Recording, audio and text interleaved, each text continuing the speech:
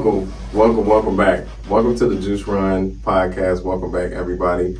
I am your host, Keywan Juice Moses. If you don't know, Juice Masters in the building. Thank y'all for tuning in. You access us everywhere on YouTube, Anchor, Spotify, etc. And my next guest, my first official guest after myself, is a very good friend of mine. Everybody say that, bro, but like genuinely, I don't know how he feels about me, but he's up there, a friend of mine, my constituent, comedic brethren, hailing all the way from Raleigh, North Carolina. Virgo brother, found see each other. We're both like decorated veterans in the whole toxic feminine thing. I can just speak for myself, but like, you know, like we both go. Like decorated, like retired, like disabled veterans and dealing with toxic women. And both pursue. I might be projecting onto him. He may not want to cop to this, but he's a very. I won't want to cop to it. very. I knew this was gonna happen. We're gonna get into it. I knew we were gonna make it 30 seconds. We're gonna get into it. And you're gonna be these fucking women. Hey man, let me after finish. saying we're both Virgos. Sorry. Quit stepping on your introduction. I'm sorry. It's a very talented individual. The host, MC curator of the club, formerly known as Tom's Comedy Club.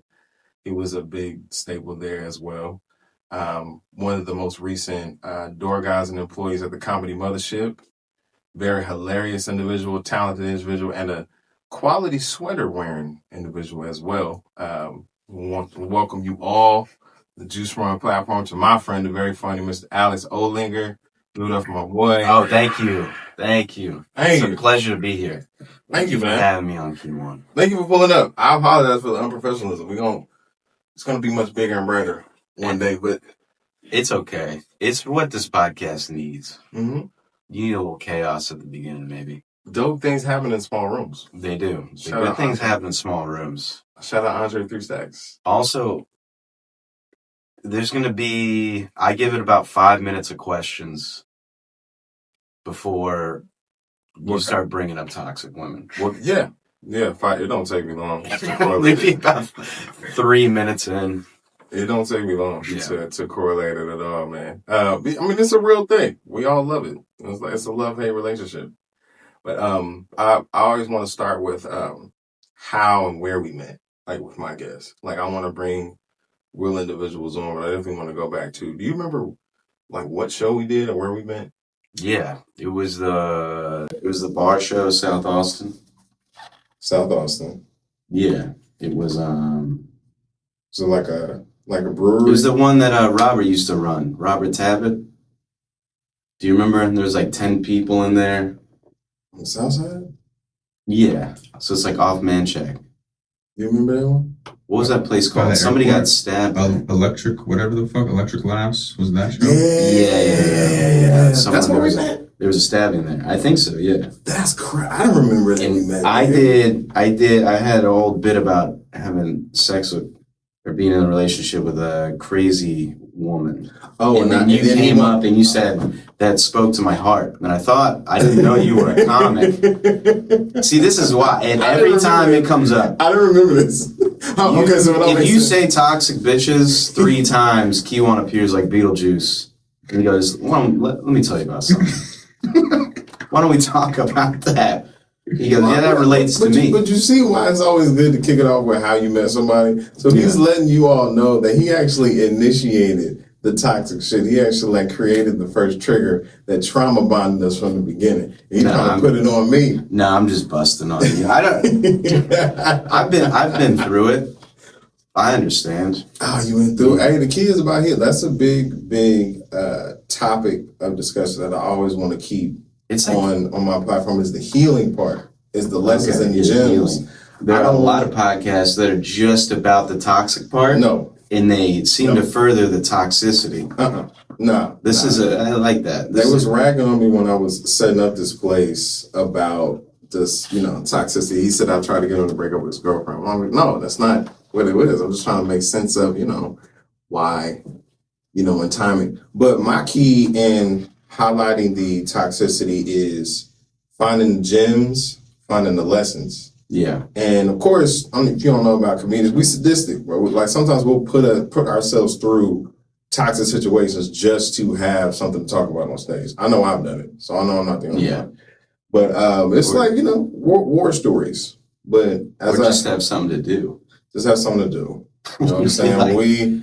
I was gonna say, when we at the lounge or we at the bar, we had family get-togethers, whatever. Like we all trade stories, toxic stories, and you want to be one of those guys that has a vibrant story. But you know, you got a complicated childhood, and lust is a big part of your personality. You're getting the 1,000-yard stare. I say it's like Vietnam for you. It's like a war you don't talk about. Shout out don't ask Uncle Kiwan. Shout out, you know, everybody on that about the White Girl War in 1996. When you like starts having flashbacks. Hey man, when you have a vibrant personality and you love a challenge, you just like to be outside. If you're an entertainer, if you're a creator, you're gonna be a magnet for a lot of people. And that chemistry, man, can be like very misleading when you think, because like it'll be so vibrant and so frequent at the beginning. You're like, oh, I love this. This is dope. And you don't realize this is actually very unhealthy. This is actually very toxic. It's actually like should require help, like some medication. Like this isn't cool, but it's cool at the beginning. It's something to do in your 20s. We're in our 30s now. And we're moving smarter, working smarter, not harder. I think that being in your 30s is about working smarter and not harder. But also, too, it's like, I know some 50-year-old toxic motherfuckers, bro. So I'm like, that's another reason why I always, like, keep the element of toxicity on the table. Let's talk about it. So, like, that we all know what we're doing, because one big part of, like, unhealthy communication is like gaslight. People, you know what I'm saying? Some people can be gaslit and pussy whipped into thinking that they're not being manipulated when they actually are. Right. And one big part of when you're manipulated in that manner is like you get isolated. And us as men, we don't pick up the phone. Like guys, we don't pick up the phone like that. That's one thing I love about this guy is that Ramin background. My guy. Shout out to Ramin. Shout out to Ramin. You know what I'm saying? Shout out to Ramin. Helping me not be retarded. You didn't need all that. We can cut that. We can cut that face part out. Anyway, but my guy behind on the ones and twos. He'll pick up the phone. Like my friend Ramin, he'll pick up the phone. Yeah, I never pick up when Ramin calls. Oh, well, I do. I appreciate it. You know what I'm saying? If I see him. But Ramin will call me at times, and this is true, Ramin. You only call me. I can't wait for like the YouTube shit to where it just say like a section of Ramin and you can just click it and it'll be 45 seconds of Ramin. I can't wait for that. You actually do only call me at my busiest. You have like a certain gift. Damn.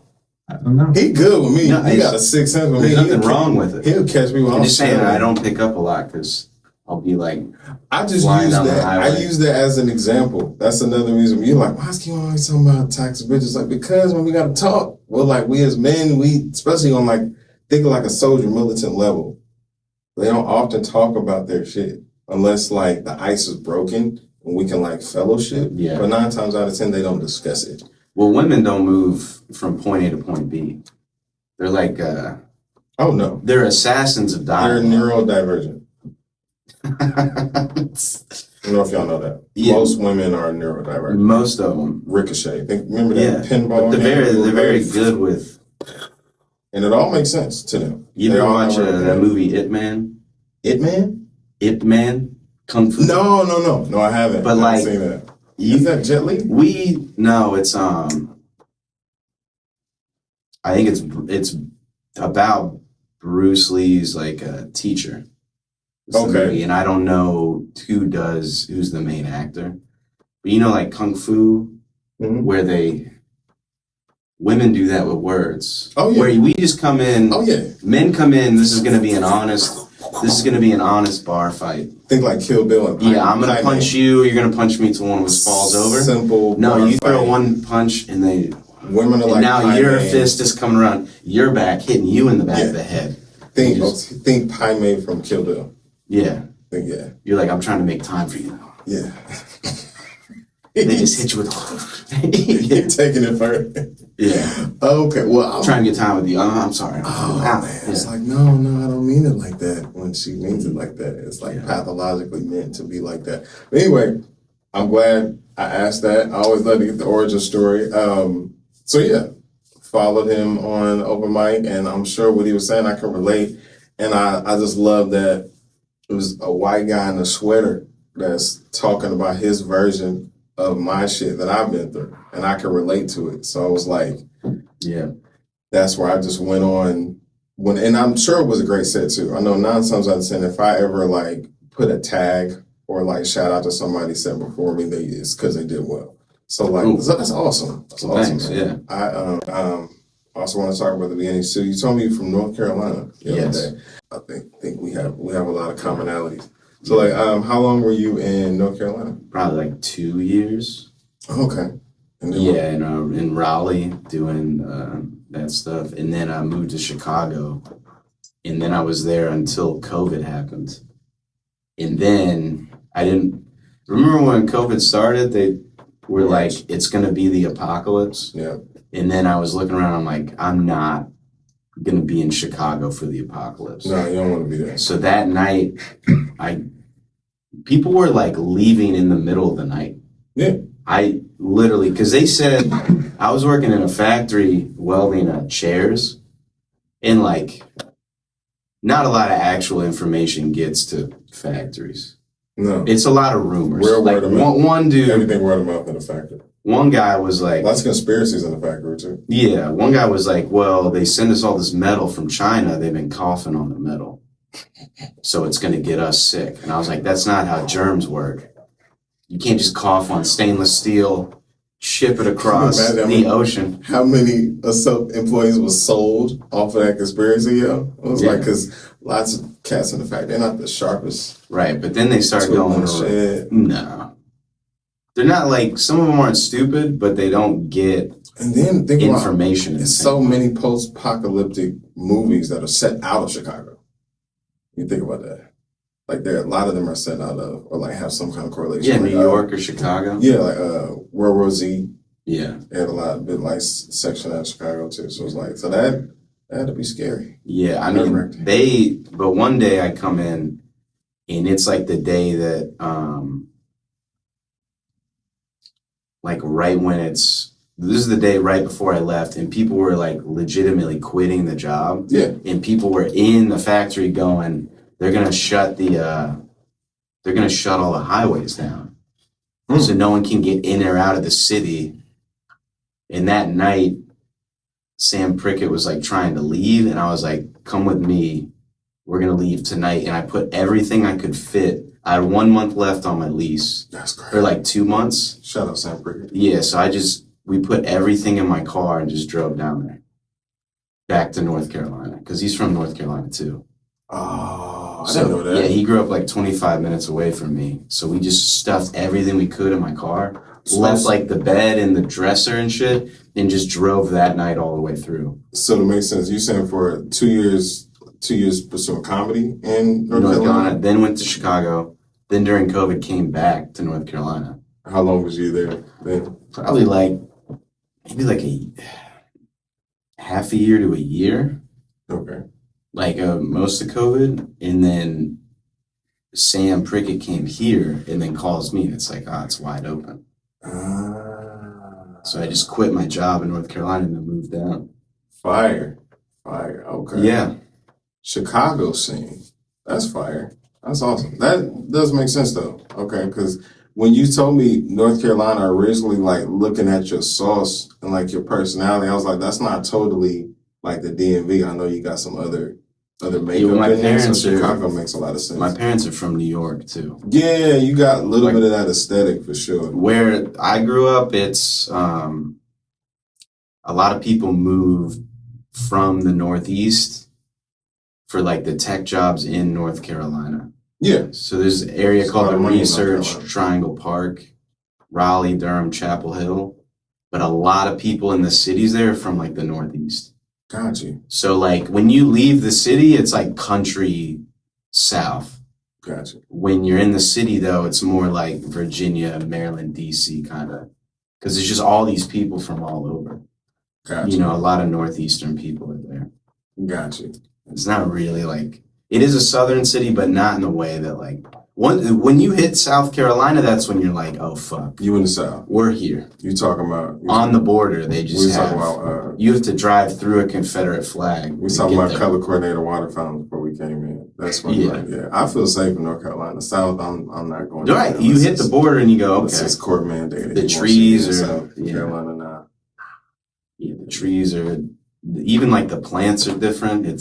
They had a Confederate flag on their Capitol building for a long time. Yeah. That's not in North Carolina. We gotta love that. Yeah, and they were like, we're not taking it down. I love this They'll proud be losers ridiculous out here. Yeah, they're sort It's heritage. It's not hate. Get the fuck. Shout out to them. Yeah, that loss. That's dope. Yeah, that's where the dirty South starts. Awesome, man. So I like those two. One, your comedy Rushmore. Ooh, Mount Rushmore. That's four? That's four. Only four? And then give me like your earliest memory, like, okay, where even a thought or like a speck of a thought that you could be a comedian. Because I remember mine's. I definitely want to hear yours as well. Okay. Rushmore first. Mount Rushmore. It's tough. Good. You want to do mine first? Yeah, you do yours first. My four, y'all hold me accountable because I just want to always make sure it's consistent. My top four, Mount Rushmore is Chappelle, Rock, Bernie Mac, Patrice O'Neal. Yeah. Those are my guys. And then to answer the second question I want to ask you too is like, when I knew that I wanted to be a comedian, one was like, it's probably 98, 99. My baby, 4 or 5. We were living in Dallas, Richardson at the time, East Side. And the Chris Rock show was on HBO late night. And my parents is polar opposite. They couldn't be any more different, like personality-wise. But I remember religiously at 10:30, Chris Rock show came on, and they made that my bedtime. And they was like, we gotta get this nigga to bed so we can watch Chris Rock show. I watched Chris Rock, me and my buddy in 4th grade, one of the first stand-up specials, maybe the first stand-up special I ever watched. It was Bring the Pain? It was the one where he's in the red jacket. You talking about Rock? Yeah. Not Eddie Murphy, but it's like maroon. It's a maroon suit. You talking about Big Ass Jokes? I don't know. Remember what the name is? Red jacket. We went to Blockbuster. This shit's rated R. We're in 4th grade. It's Big Ass Jokes. Somebody fucked up checking us out and let us buy. They didn't give a shit. Mm-hmm. We brought it home, and his mom walks in when he's doing the bit where he's like, fuck me, spank me, fuck me. And your mom walked in on that part? No, his mom walked in. She's like, what the fuck are y'all doing? And that was actually my first introduction to stand-up comedy. We're watching 12:30 on a Saturday. We didn't know what it was. Yeah. Wow. Outrageous. Yeah. My buddy really... No, that wouldn't be... Not back then. That was he was in 4th grade. So this is like 2000. Yeah, I was born in 91. So like 4th grade, early 2000. It might have been 8th. I just remember we were really young and not even in high school yet. Red, you said like had a colorful jacket. He looked really young. Did Rock look really young in it? I feel like it's one of his mid to late specials. Mid to late. But the point of the story is just that like we're watching Chris Rock. Yeah. And that was my first. Did you think like you could do that, or like was you like seduced by that power, like that you? No, I just thought it was cool and funny. Gotcha. That's fine. To me, it was. Like I didn't really ever want to do stand-up. Mm-hmm. I just wanted to be funny all the time. And then... There's a difference. Right, because when I was like... Might have been 6th or 7th grade or something. My dad got me the best of Chris Farley, Adam Sandler, and Will Ferrell, the SNL cuts. That's fine. For my birthday. Oh, okay. And then me and my like 2 or 3 friends that were staying over watched those. And immediately after that, I was like, all I want to do is be funny. Mm-hmm. But I didn't know like what stand-up was. So I just would get in trouble because I just try to be funny all the time. Gotcha. Okay. And that's where it started. But it wasn't like a light goes off like I need to do stand-up. Yeah. It was like I want to be around funny. I want to see funny. I want to do funny shit. Yeah. Yeah. Didn't really know that was professional at the time. Yeah. Yeah. I was a really shy kid too. And they were like, well, there's one funny thing you can do where you stand up by yourself. I was like, no. Nah. Absolutely Fuck not. that. Especially when I was like 15. I was like, No way. Like, do you remember? So the fourth grade situation, that was the answer to that second question. Yeah, that was the moment of like funny is very important to me. Salacious, it's dangerous, it's attractive.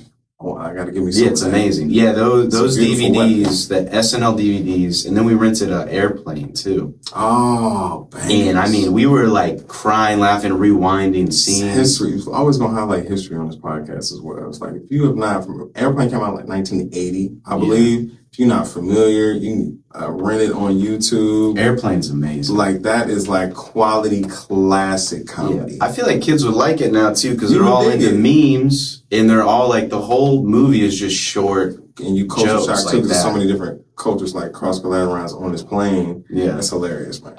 That's fire. Great movie. We were watching it, rewinding it. White Woman Talking Jive is my favorite.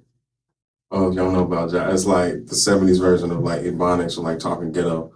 And excuse me, miss, I speak Jive. Yeah. I forget what her name was, Mrs. Beaver or something like that. Yeah, because they can't order the food. And it was the two brothers, like Black Panther brothers in the building, and they were talking to the stewardess, and they were talking just real black, like they didn't have a filter, they had not assimilated whatsoever. It was very much themselves, and the stewardess didn't understand what she was saying, and they didn't understand the stewardess either. And then there was one lady like, "Excuse me, miss, I speak jive," and then she started saying the little black patois, and then they started getting mad. He was like, "I understood what the lady said. I don't need you to come in here and translate for me." And then she cussed him out. Oh, it's beautiful. Yeah. It's freaking beautiful. I like in the movie when the part we rewound when we were little.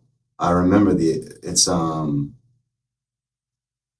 remember that part where he's like, and Leon's getting larger. Mm-hmm. They had that kind of like they didn't say it because it was like the 80s, but it was like the effeminate gay dude that works in the tower. Mm-hmm.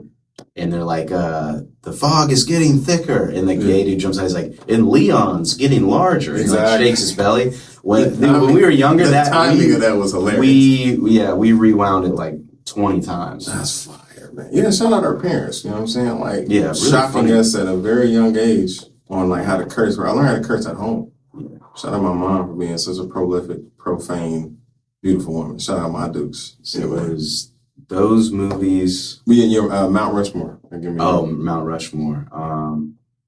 We go Bill Hicks, R.I.P. Louis, C.K. I went to go see him live last year. Just a couple months ago. He's still fighting. Patrice, R.I.P. everyone. And then I'm gonna do Bill Burr. And those would be my 4. But it's like you got it. Sound like you got an honorable mention on deck. A very hard honorable mention to Norm Macdonald. R.I.P. Norm. Norm was cool. And then if you get me into like a longer list, I feel like Chris Rock is very close. Okay. Sometimes I think about it in like albums.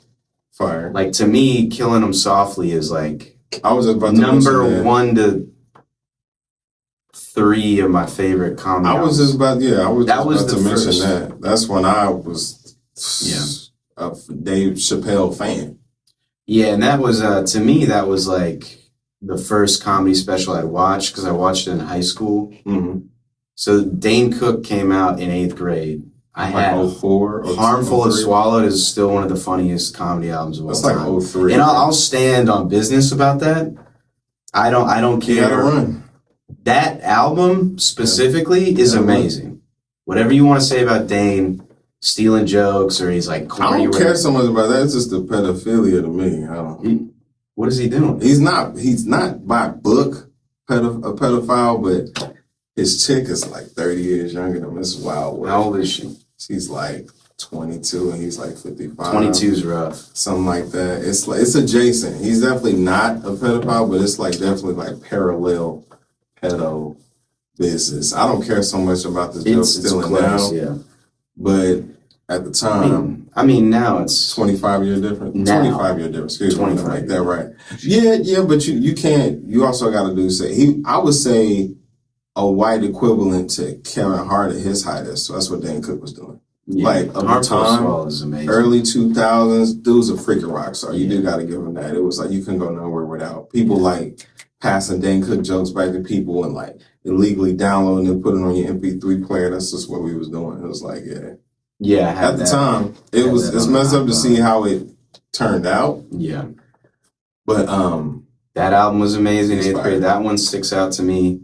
But then in high school, when I could more understand like a little bit more like complicated things, like Killing Them Softly. Killing Them Softly was amazing. I remember it was immaculate. I was on the wrestling team and my coach played us that special on the drive to like one of the tournaments we were at.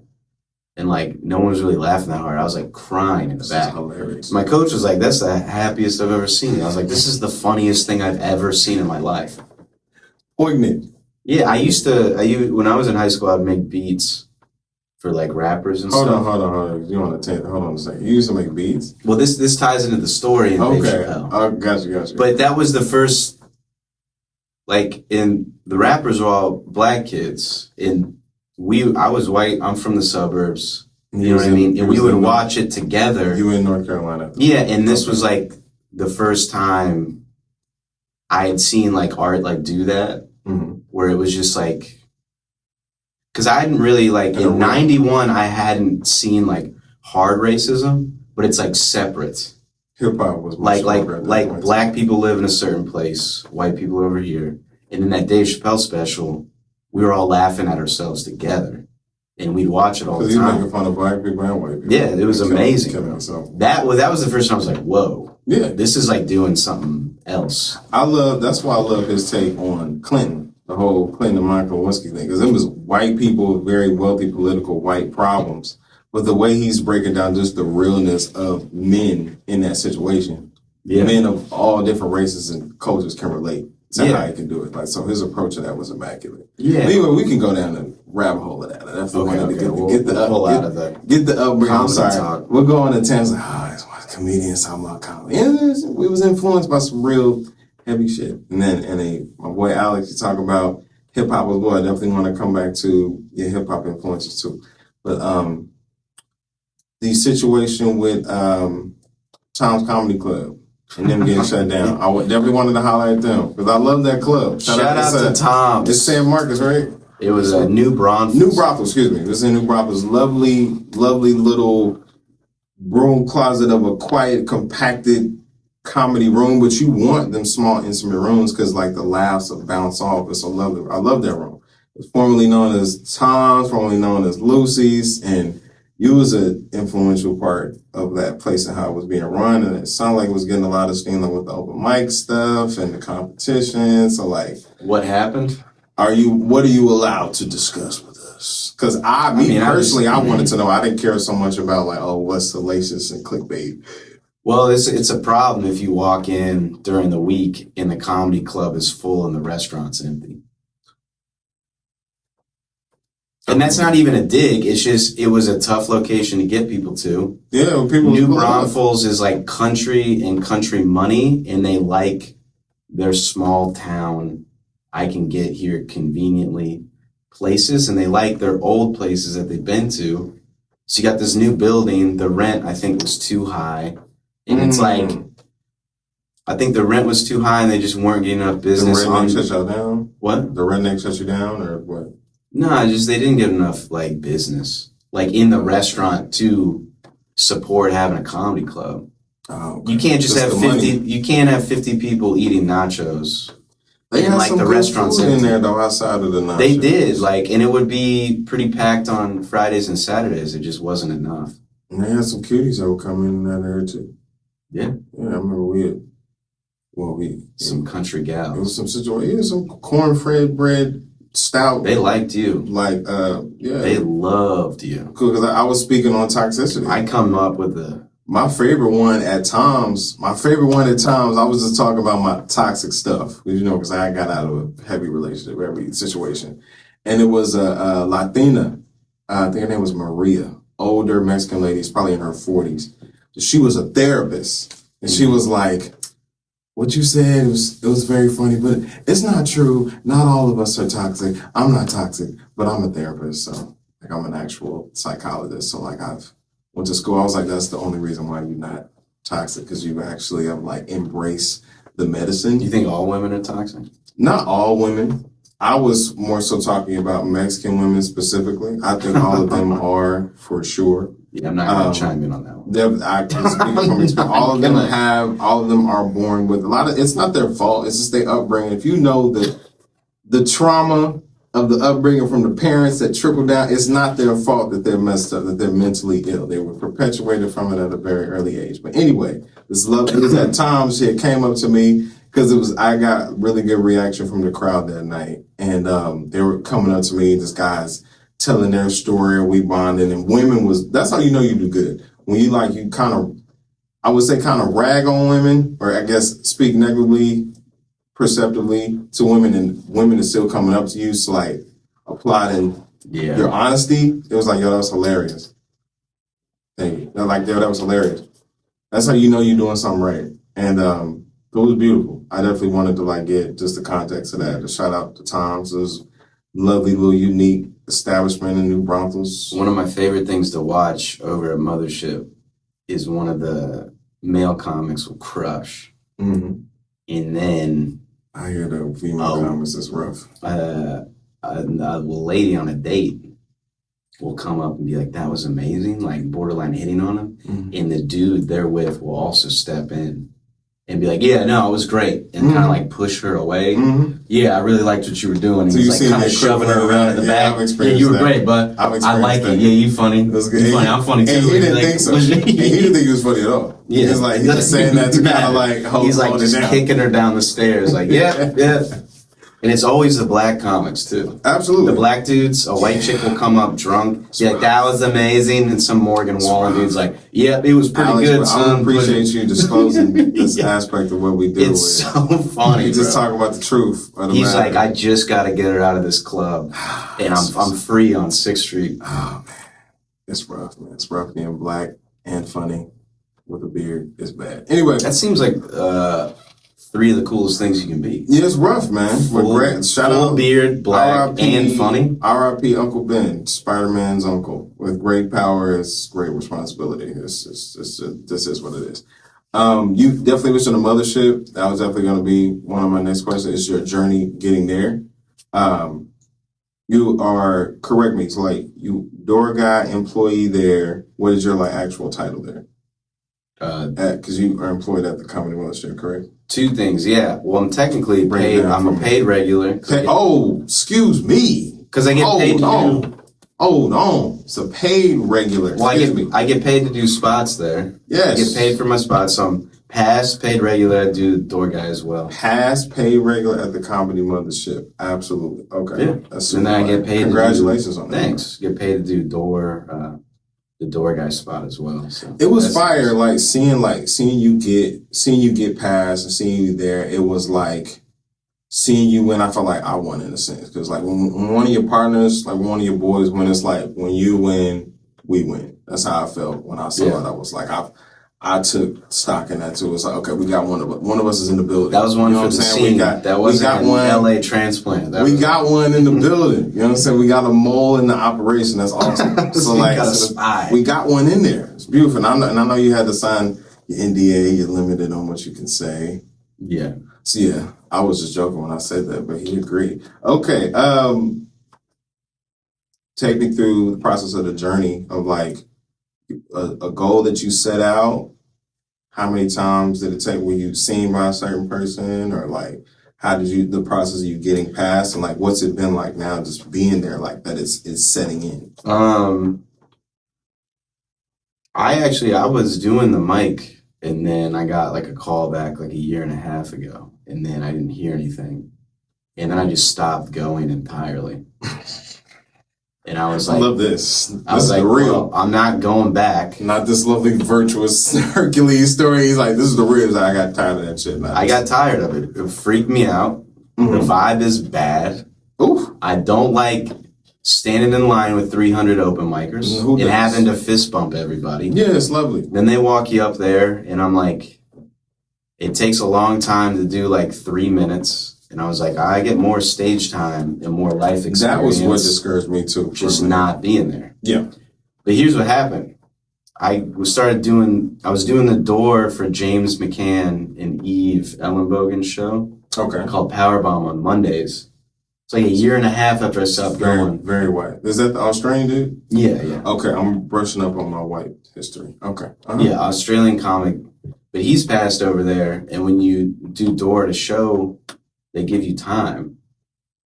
And then over like 3-4 weeks of that, I was just like having really good sets. And after one of the sets, he goes, "You do the Mothership, Mike?" And I was like, honestly, I stopped going because, it just wasn't my thing. And he goes, "All right, well, I'm going to tell Adam Egan to come here to watch you." Yeah. And then the next week, I didn't know this. The next week, I come in, I'm not feeling well. I'm having to like shit a bunch. I'm just giving you the honest story. He goes, Adam Egan, I told Adam Egan to come here tonight to watch you. I'm like, God damn it. Yeah. And I'm having to shit. Yeah, and people in front of me are crushing, like destroying. Beautiful. And I'm in the bathroom shitting while I'm hearing everybody crushing. Yeah, your stomach's loving that. It's the set before. I have to go up. I'm currently shitting while I'm hearing like applause. Yeah. And I go up and I do my set. I have a good set too. Adam Egan never shows up. Hold on. He washes his hands and goes. I always wash my hands. Okay, just want to. He skipped over that. I'm a hand washer. Taking us to the story, leaving out that he washed his hands. I hope. And then I promise I wash my hands. Then proceeded. Go up there, have a good set. I look back. Egan doesn't show. And then I leave. And McCann goes, all right. McCann just sends me. How was the set?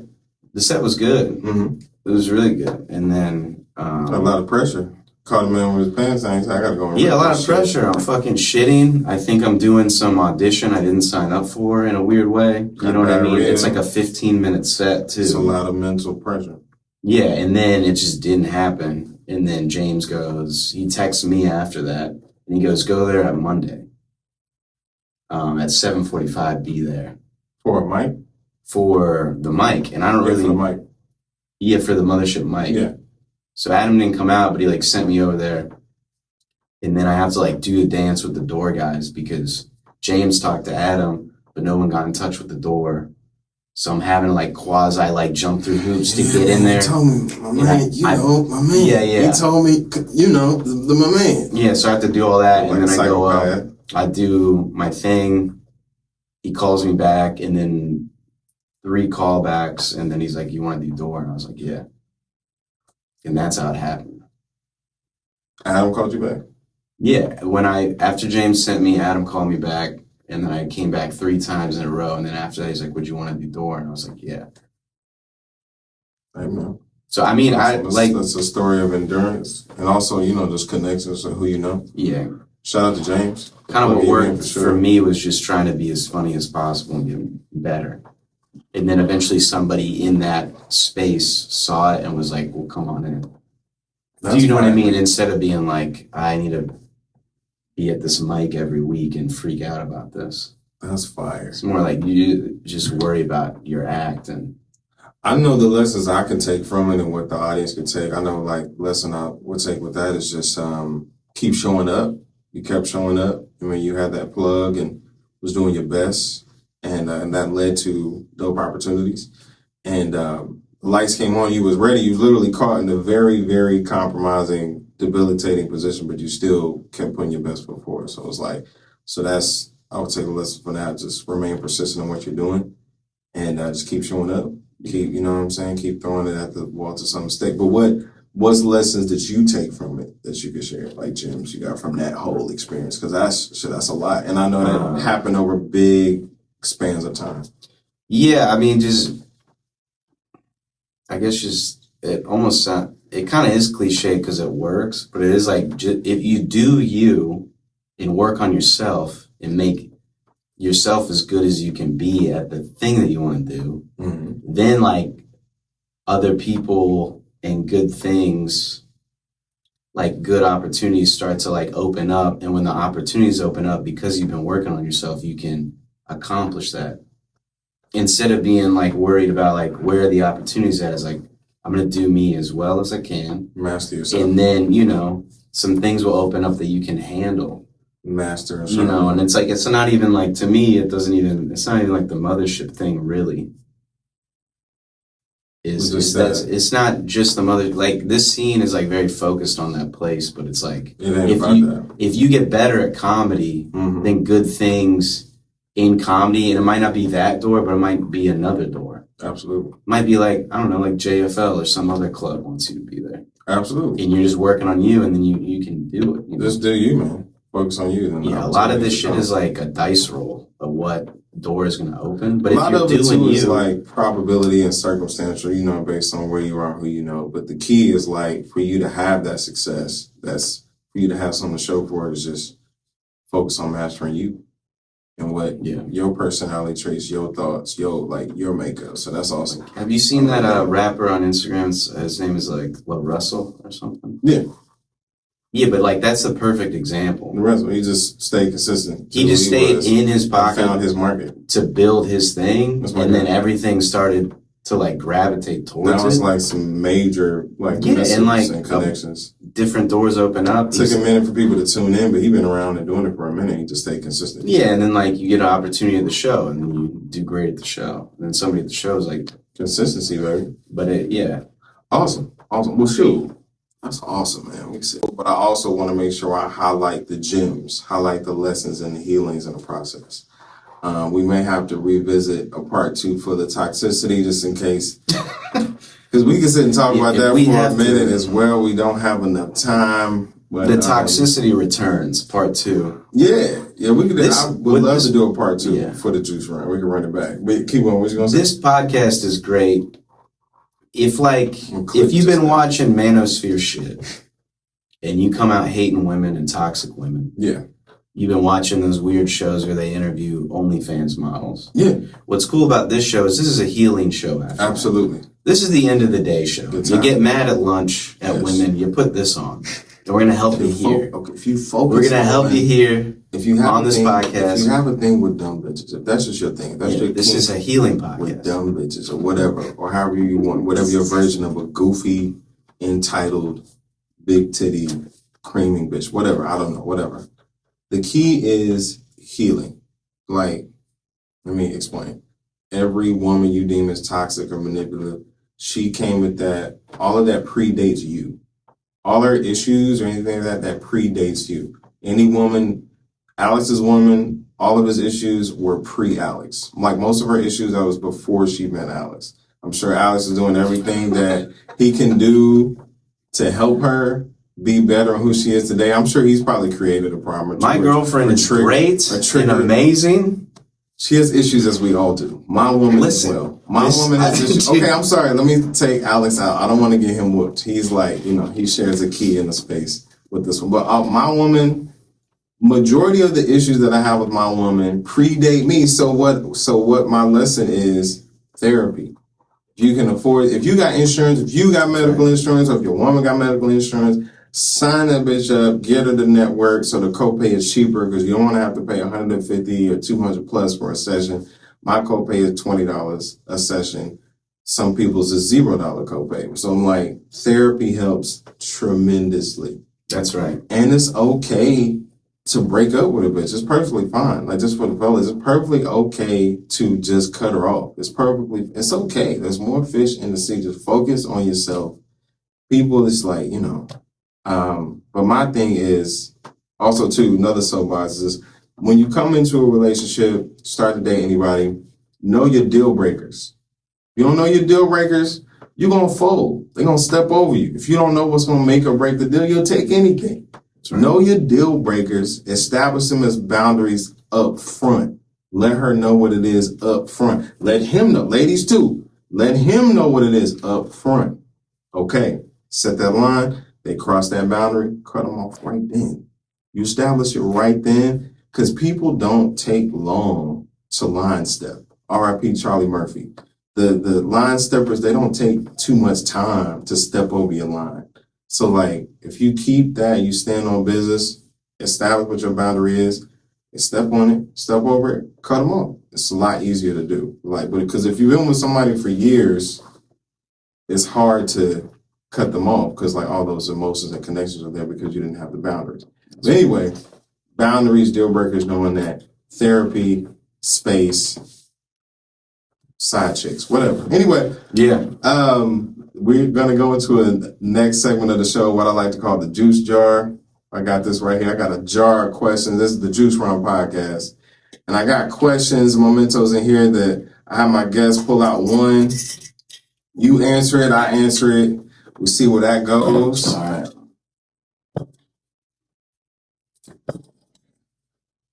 What's a hill you will die on? The hill you will die on. A hill I will die on. Quickly? Chips go in the sub. Chips go in the sub sandwich.